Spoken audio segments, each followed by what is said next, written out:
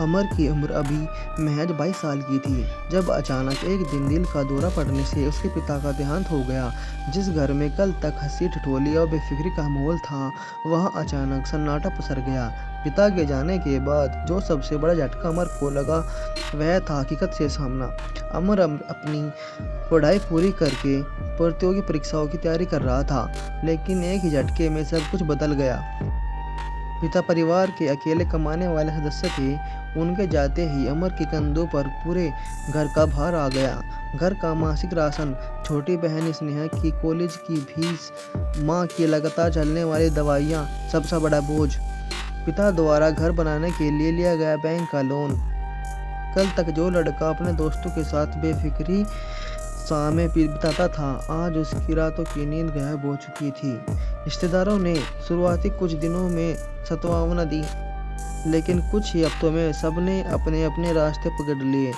अमर को समझ आ गया था कि इस समंदर को पार उसे अकेले ही करना होगा। उसने भारी मन से अपनी आगे की पढ़ाई की और बड़े सपनों को एक तरफ रख दिया। उसने अपने शहर के एक प्राइवेट दफ्तर में क्लर्क की नौकरी पकड़ ली।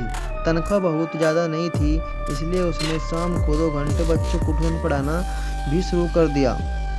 अमर की दिनचर्या अब सुबह 6 बजे से शुरू होकर रात के 11 बजे खत्म होती थी। जब भी वह काम से थककर घर लौटता, उसकी आंखें दर्द से जल रही होती। कई बार अकेले में उसकी आंखों से आंसू छलक पड़ते थे। उसे लगता था कि उसकी उम्र के बाकी लड़के अपनी ज़िंदगी का आनंद ले रहे हैं और वह जिम्मेदारियों के जाल में उलझ गया है। लेकिन जब भी वह अपनी माँ की सूनी कलाइयाँ और बहन की उम्मीद भरी आंखों को देखता, उसका हौसला फिर से लौट आता। माँ अक्सर उमर के माथे को चूमकर कहती थी, बेटा तू थक जाता है, लेकिन अमर मुस्कुराकर बात टाल देता।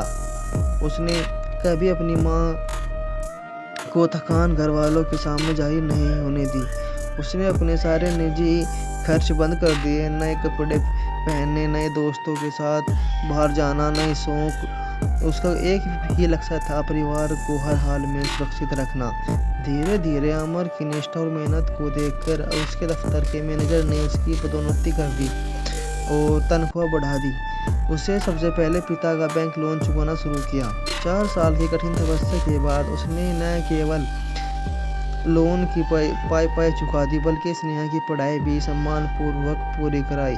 जब स्नेहा की अच्छी जगह नौकरी लग गई और घर के हालात सुधर गए, तब माँ ने अमर के सिर पर हाथ रखकर कहा, आज तेरे पापा जहाँ भी होंगे तुझ पर गर्व करेंगे।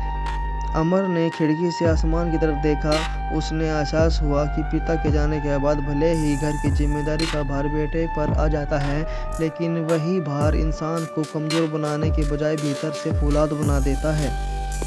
इस कहानी से आपको जो भी सीख मिलती है, प्लीज़ इसमें कमेंट करिए और वीडियो को लाइक करिए और इस नए चैनल को सब्सक्राइब करिए।